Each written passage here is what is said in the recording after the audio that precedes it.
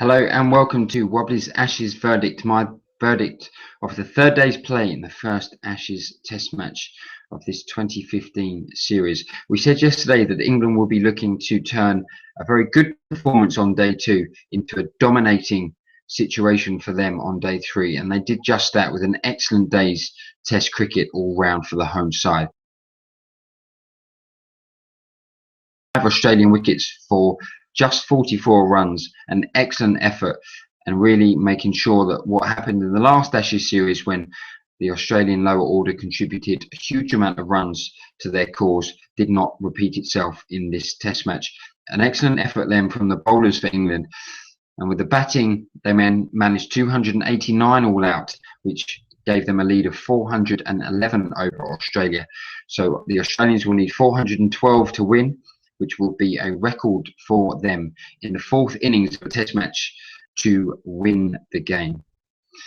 For England, excellent that Ian Bell returned to form with a classical 60, a really positive knock that got England out of a little bit of a hole after they lost 2 early wickets, and the continued good form of Joe Root, who made 60 as well.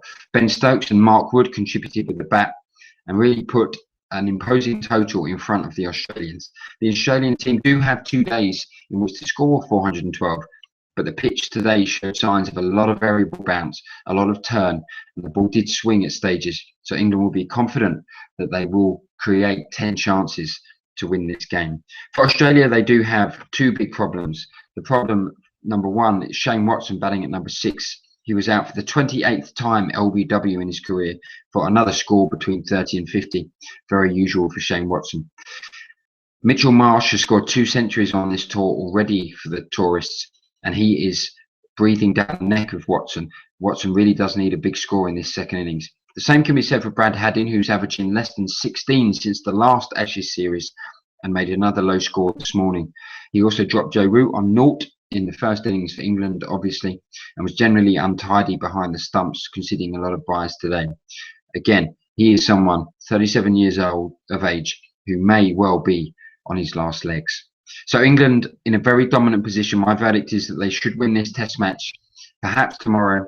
There is weather around on Sunday with a bit of rain, potential downpours on Sunday.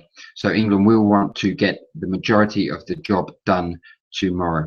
They should do that, and they need to do that, because if they do not force and complete this victory, it will feel like a defeat. And going into the next test match at Lord's next week, starting next Thursday, momentum will be a big factor. If they can win this test match, the Australians will really be under pressure and know that they cannot afford to lose at Lord's if they hope to retain the Ashes urn.